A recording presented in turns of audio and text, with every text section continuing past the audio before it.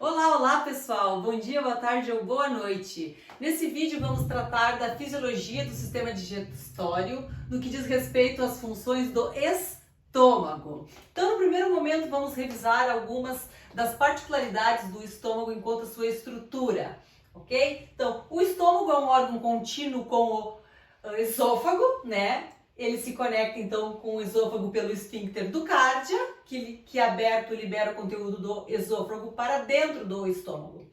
Então essa região da saída do cárdia é uma região cárdica, seguido temos o fundo, que é uma região mais dilatada do estômago, conhecida como região fúndica, ok? Depois vem o corpo estomacal e por fim temos a parte final, que é a região do antro, né? Ou a região antropilórica, que culmina no esfíncter pilórico, que vai então liberar o alimento para o intestino delgado na primeira porção, que é o duodeno, ok? Muito bem. Particularidades do estômago. O estômago, né, a mucosa dele é repleta por rugas e ele não tem apenas duas camadas de músculo, como é o tubo digestivo, né, o clássico. O estômago ele tem três camadas de músculo liso. A camada mais interna é uma camada oblíqua, ok? E depois temos as duas camadas que se veem normalmente no tubo digestivo, que é a camada circular e, finalmente, a camada mais externa de músculo liso, que é o músculo longitudinal. Muito bem. Bom, referente às funções, né, do estômago, a gente consegue muitas vezes diferenciar pela própria região. Por exemplo, a região do fundo é a região que recebe o alimento do esfíncter cárdico. Consequentemente, essa região ela é responsável por, além de receber, armazenar esse alimento, esse bolo alimentar que vem lá do esôfago depois da deglutição. Ela se adapta, né? E é uma região, então, que é bastante importante para armazenar alimento, principalmente nos carnívoros, espécies na quais o estômago representa, né, uma alta proporção do trato gastrointestinal, ok? Muito bem. A região do corpo, né, é uma região de mistura, onde esse bolo alimentar vai ser misturado com a saliva que sempre está sendo deglutida no intervalo da ingestão do alimento, ok? E finalmente temos a região aqui do antro, né, que é uma bomba, né, gástrica que regula toda a saída desse conteúdo gástrico para o intestino delgado, passando pelo esfíncter pilórico, chegando então no duodeno, ok? Bom, agora vamos falar das secreções gástricas. Então, o estômago, né, por ter diferentes regiões e uma estrutura bastante complexa, ele apresenta diferentes tipos de secreções. Essa região cárdica, região pilórica, é rico em células que produzem muco, né? Muco que também é liberado junto com bicarbonato. Então, o epitélio em si, ele secreta muco, principalmente na região cárdica e na região pilórica. Muito bem. Na região do corpo gástrico, né, temos uma grande quantidade de células, uma diversidade de células. Vamos ver quais são elas.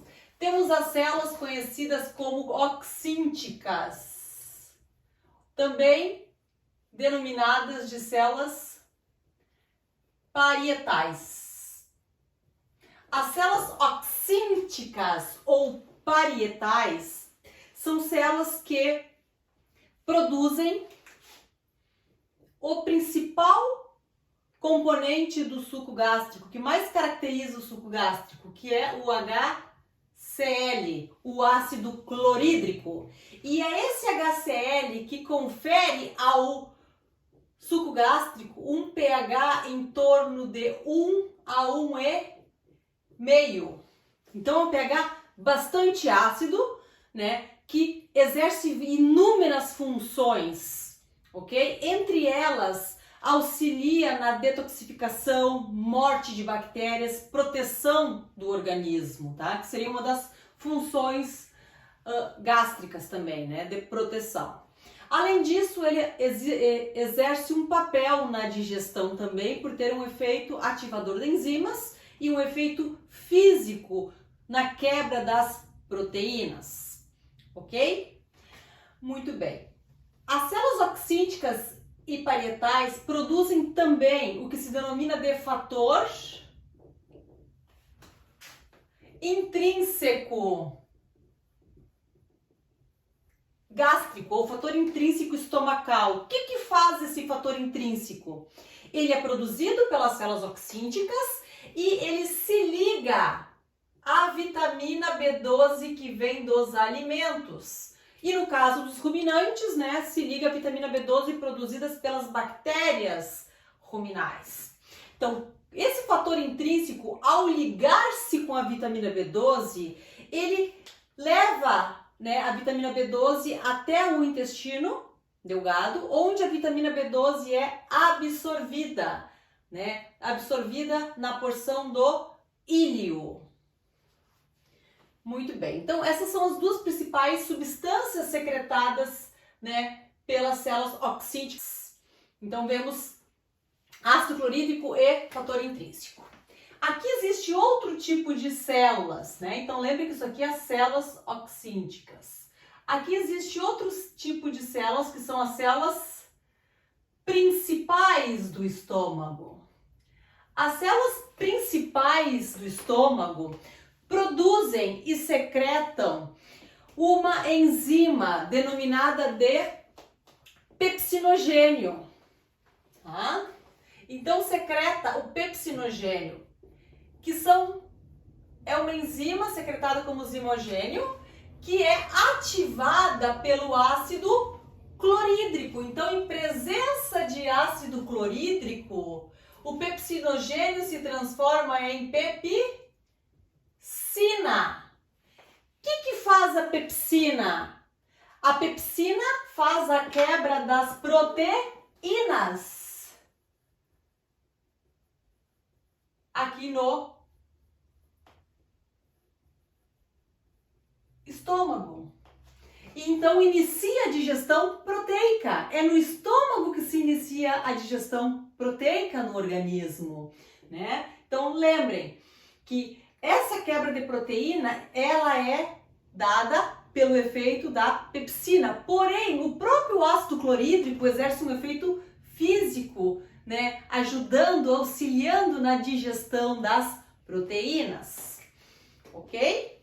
Muito bem. O que mais que temos no estômago, né? Que substâncias são produzidas aqui no estômago? Temos as células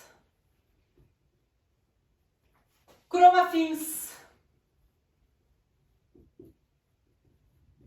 que produzem histamina.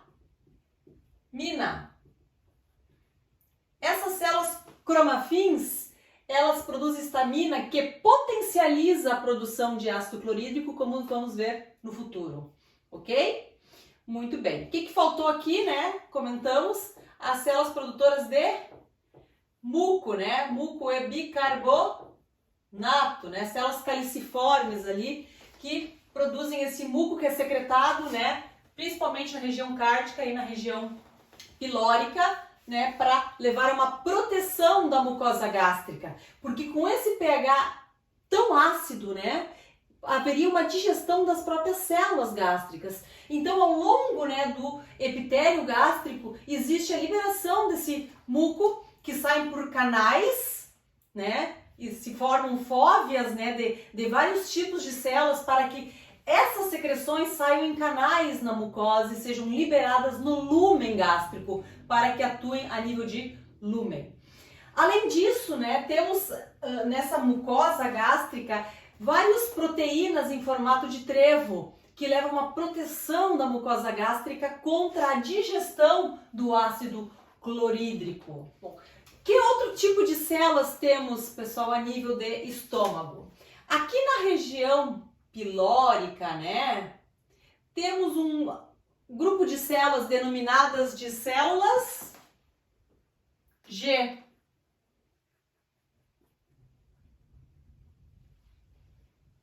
Células G. O que fazem essas células G? As células G produzem o hormônio gástrico que se denomina de gastrina. Então, a gastrina que é produzida, né, pelas células G, qual é a função dela? A função da gastrina é fazer um feedback positivo sobre as células oxínticas. Então, em presença de gastrina, o que vai acontecer? Aumenta a produção de ácido clorídrico pelas células oxínticas. A gastrina, então, estimula o quê? Um aumento da produção de ácido clorídrico. Isso é feito da gastrina. O que mais que faz a gastrina? A gastrina estimula a reepitelização dessa mucosa gástrica, tá? Então, estimula a reepitelização da mucosa, do epitélio gástrico, né? O epitélio gástrico, epitélio da mucosa. O que mais faz a gastrina, pessoal? Outra função, a terceira função da gastrina é aumentar a motilidade gástrica, né? E relaxar o esfíncter pilórico. Com isso, ela estimula o esvaziamento gástrico, ok? Muito bem. Além desses tipos de células, o que temos, né? Temos células da mucosa, células epiteliais, que secretam, né, uma substância que é estimuladora da produção de muco. Tá? Então, praticamente todas as células gástricas têm a capacidade, né, principalmente células que estão lesadas, células que estão danificadas, elas produzem a prostaglandina. Essas prostaglandinas, né, a PGE2 e a PGI, né? Essas prostaglandinas, o que fazem? Elas atuam, né, favorecendo o que? A produção tem um efeito positivo, aumentando a produção de muco. E com isso, quando se aumenta a produção de muco, o que vai acontecer? Vai favorecer, né, a proteção dessa mucosa gástrica. E também exerce um efeito negativo, né, sobre a gastrina. Quando eu tenho um efeito negativo sobre a gastrina, qual é o efeito final? Ela tende a reduzir a produção de ácido clorídrico. Então, a prostaglandina, além de estimular a produção de muco pelas células da mucosa, células epiteliais da mucosa, o que mais faz? Inibe gastrina, feedback negativo sobre a gastrina, consequentemente diminui a produção de ácido clorídrico. Muito bem, pessoal, vamos recapitular algumas das secreções gástricas e incluir outras secreções gástricas. Então, lembre que as células oxínticas ou células parietais produzem o ácido clorídrico, né, que confere um pH altamente ácido à secreção gástrica, ok? Outra substância que é produzida, né, essa sim pelas células principais, é o pepsinogênio, né, que é transformado em pepsina, que tem função na quebra das proteínas. O efeito para a transformação aqui é presença de ácido clorídrico. Também as células oxínticas produzem o fator intrínseco estomacal, que se une à vitamina B12, favorecendo a sua absorção a nível de intestino delgado. Além disso, né, temos a produção né, de outras enzimas, né? Existe a produção de uma enzima denominada de tiburase. A tiburase, pessoal, ela quebra os lipídios, então ela auxilia na digestão de lipídios também. E aqui diz, né, início da digestão de proteínas, que se dá pela pepsina, e lipídios. Cuidado, né, algumas espécies, né, principalmente terneiros, né, jovens, produzem empase lingual. Então, a digestão dos lipídios pode iniciar na boca, mas normalmente, né, é de pouca magnitude. Então, se considera que a digestão de lipídios inicia no estômago. Já aqui temos uma enzima que quebra lipídios, a tiburase. Tá? Também a nível de estômago, temos uma enzima que é conhecida como renina, né? Ela é conhecida como renina, mas o nome dela ideal é chamar de quimosina. O que faz essa enzima? Ela é uma coagulase. Ela faz a coagulação do leite. Quando ela coagula o leite, né, ela contrai as proteínas lácteas, libera o soro para passar para porções abaixo, né, para o intestino delgado para absorção, como fonte de energia para os lactantes. E o coágulo rico em proteína e gordura fica para ser digerido, né, porque demora um pouquinho mais de tempo para digerir a proteína e a gordura do leite. Então, essa enzima, né, é uma coagulase que coagula o leite, bastante importante para os lactantes, né, animais que estão ingerindo leite. Ok? Muito bem. E complementando as secreções, né, vimos que existem a produção de substâncias que atuam na regulação gástrica, como é o caso do muco também, né? Então, na secreção gástrica, o muco, na verdade, ele fica revestindo a mucosa, ele não é liberado em si como, né, para a digestão em si, mas ele fica aqui revestindo a mucosa como um efeito de proteção. E junto com esse muco temos o que? Bicarbonato. Então, pessoal, nesse lúmen, né, temos um pH que é um pH bastante ácido, porque a mistura do pH do suco gástrico, que é de 1,5, junto com o bolo alimentar, confere um pH gástrico em torno de 2, 2,5. Entretanto, no epitélio de revestimento gástrico, temos um pH em torno de 6 a 7. Por quê? Porque temos uma barreira de proteção, né? O muco que impede a digestão por parte do ácido clorídrico e das enzimas, e o bicarbonato, né, que exerce um efeito buffer, um efeito tampão, e que impede, então, que o ácido chegue a nível de mucosa gástrica, né, de epitélio, protege o epitélio. E além disso, o epitélio tem essas proteínas em formato de trevo também que favorecem a não digestão, ok? Muito bem.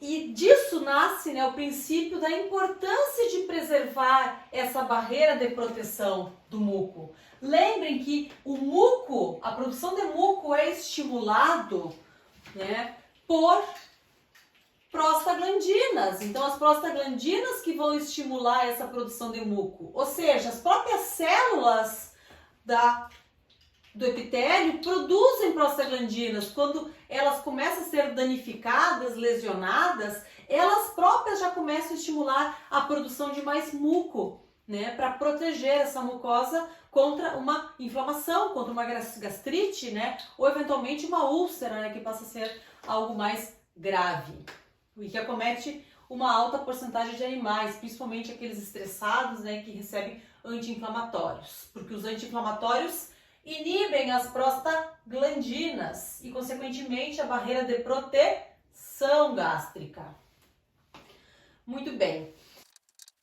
Outra ação do ácido clorídrico é em relação ao ferro. O ferro férrico é convertido em ferro ferroso a nível de estômago, por ação do ácido clorídrico. Então, o pH ácido converte esse ferro férrico em ferro ferroso. Isso possibilita a absorção desse ferro ferroso lá a nível de intestino delgado, no duodeno.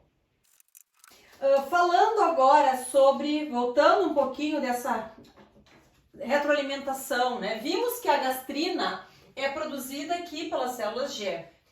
Então, pessoal, o que estimula a produção de gastrina aqui pelas células G? A produção de gastrina, então, células G, a produção de gastrina, ela é estimulada por dietas com bastante proteína, porque tem uma digestão lenta e precisa de acidificação, né? O que mais? pH passa aí do valor de 3 e 4, temos estímulo sobre as células G para aumentar a produção de gastrina. Por último, efeito vagal, né? O nervo vago, o estímulo vagal, o estímulo do parasimpático, né? Que estimula então a inervação vagal, ela tende a aumentar a produção de gastrina. Né? Lembre que a inervação que chega no estômago é via vago, parasimpático, e pelo plexo celíaco, pelo simpático.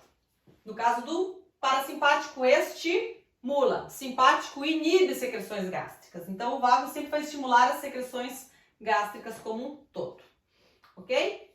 Bom, agora vamos ver o efeito, né, dessas substâncias que são produzidas no estômago sobre a produção de ácido clorídrico.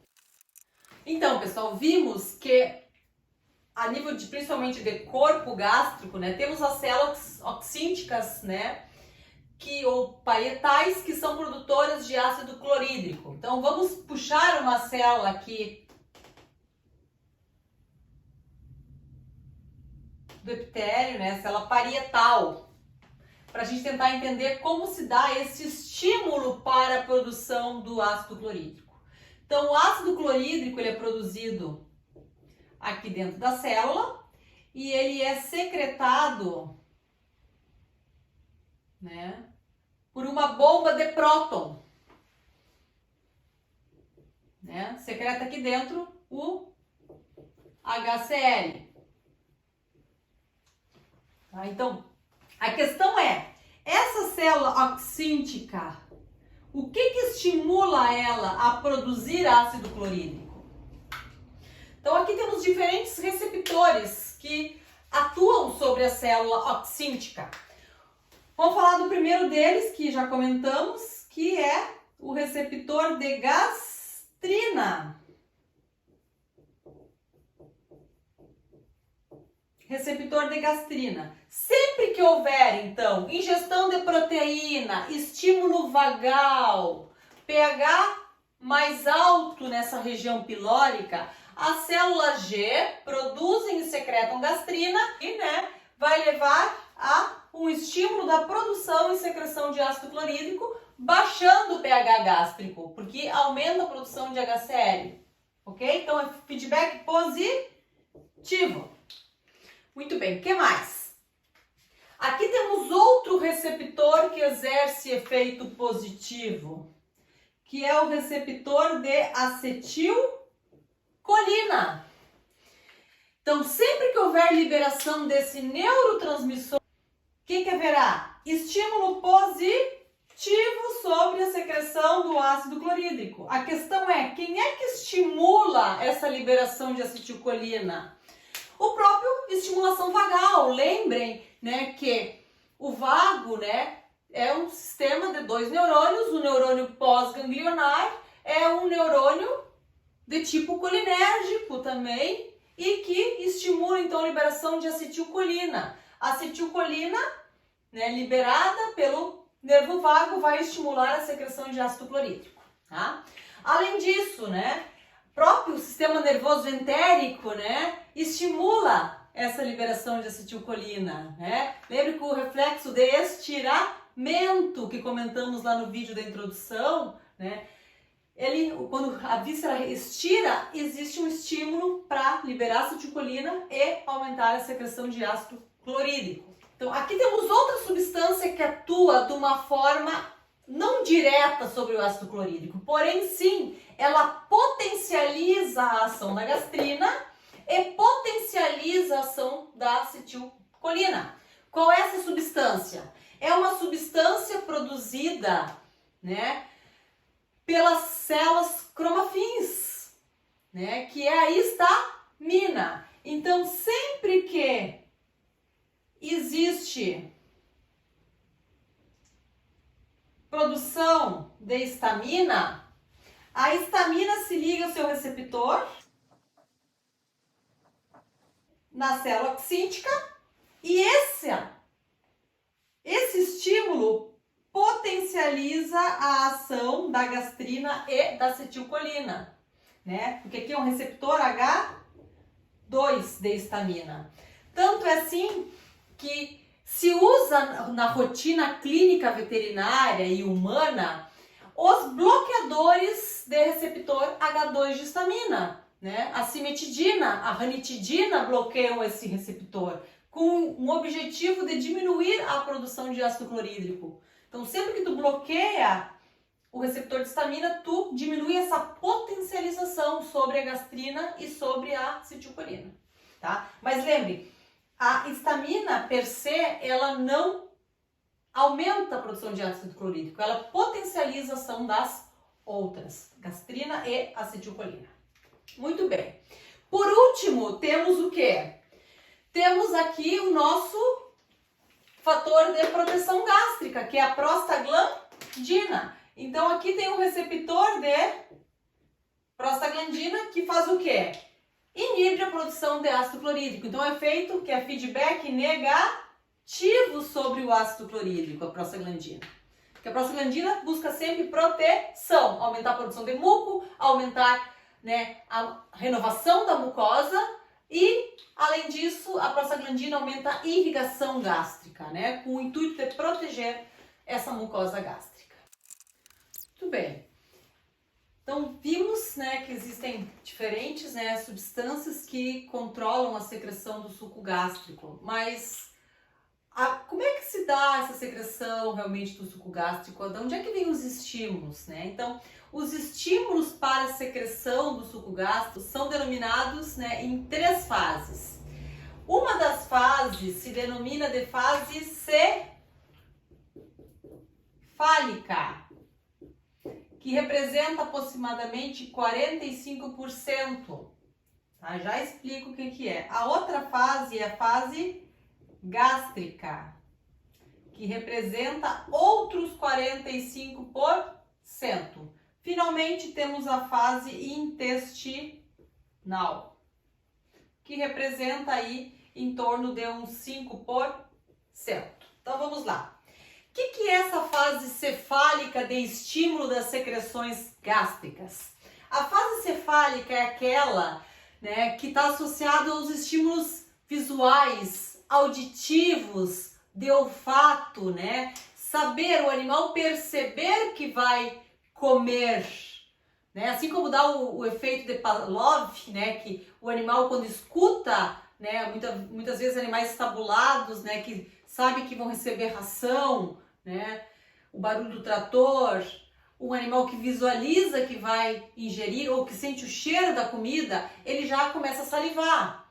A mesma coisa acontece no estômago, o sentir, né, ter a sensação de que o alimento está próximo, né, isso estimula a secreção de substâncias gástricas, né, o próprio vago é estimulado aí, estimulando então a produção de gastrina, né, a secreção de ácido clorídrico. Então isso representa 45%, né? Tanto que quando a gente está com fome, às vezes já começa a escutar até mesmo, né, o estômago, né, com o complexo motor dele lá roncando. Por quê? Porque é um estímulo cefálico, né? Existe aumento de liberação de gastrina, né? Algumas pessoas inclusive têm alguma azia. Já a fase gástrica é a fase quando o alimento chega realmente aqui no estômago. Então, é aquele estiramento por parte do bolo alimentar que estimula a secreção gástrica. Também o aumento do pH aqui na região do antro pilório, que estimula a secreção de gastrina, né? Representa 45%. Finalmente, né, o 5% restante é quando existe essa saída do conteúdo gástrico para o duodeno, né? Bem, agora a questão é, né, o que leva à saída, né, desse conteúdo gástrico para o duodeno? Né? Então tem que haver estímulos. O principal estímulo sobre a motilidade gástrica é a gastrina, né, que estimula então a contração gástrica. Todo esse conteúdo, né, o bolo alimentar que veio, né, da boca, esôfago, caiu aqui no estômago, quando misturado com as secreções gástricas, se denomina de quimo.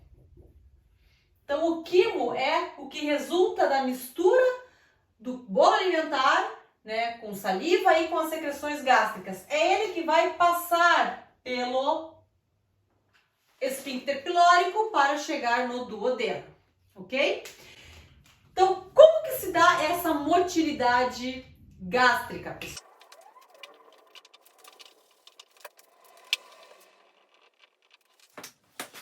Pessoal, como que se dá agora a motilidade gástrica, né, para que esse quimo possa sofrer uma propulsão, né, e chegar até o duodeno? Primeiro, o que tem que haver é uma liberação de gastrina. E a composição aqui dentro do quimo, né, tem que estar semi-líquida, ok? Para que possa passar pelo esfíncter pilórico. Então, quando existe um aumento, né, da gastrina, existe um aumento da motilidade gástrica. Porque a nível de estômago sempre existem ondas débeis de mistura, né, por contração gástrica a cada 20 minutos, ajudando a misturar, né, o bolo alimentar junto com as secreções para formar esse quimo. Porém, esse estímulo de propulsão é um estímulo mais forte, tanto por efeito do sistema nervoso entérico, como pelo efeito, né, positivo da gastrina sobre a motilidade gástrica, né, e o efeito do nervo vago, né, que estimula então a motilidade. Então, a motilidade gástrica, ela se dá, né, a partir do terço médio do estômago, né, então origina-se aqui no terço médio, elas vão se dirigindo, né, até o piloro, né, cada vez se tornando mais forte à medida que vão chegando no piloro. E depois vem movimentos retrógrados, o piloro fecha e vem movimentos retrógrados de retorno, para logo depois se repetir os movimentos de propulsão com o piloro aberto. Então lembrem, fatores que estimulam contração, gastrina, que estimula a contração, estímulo vagal, estimula a contração, sistema nervoso entérico. A mesma coisa acontece com relaxamento do esfíncter pilórico. Gastrina estimula relaxamento do esfíncter pilórico, vago estimula relaxamento do esfíncter pilórico, assim como o sistema nervoso entérico, né? O plexo mil entérico ou de Auerbach estimula relaxamento do pilório. Aí sim, com a propulsão, vamos chegar no duodeno. A nível de duodeno, vamos ver substâncias que são produzidas que fazem uma retroalimentação com o estômago. Então, depois voltamos a falar de controle gástrico com substâncias que são produzidas após a saída do conteúdo do estômago, tá? E vários reflexos que se dão aqui no estômago, como o reflexo gastrocólico, onde conteúdo gástrico estimula a defecação, tá? Movimentos do cólon. Ok, pessoal? Próximo vídeo vamos falar então, iniciar o conteúdo falando de intestino delgado. Até o próximo vídeo, bom descanso e beijo no coração de vocês.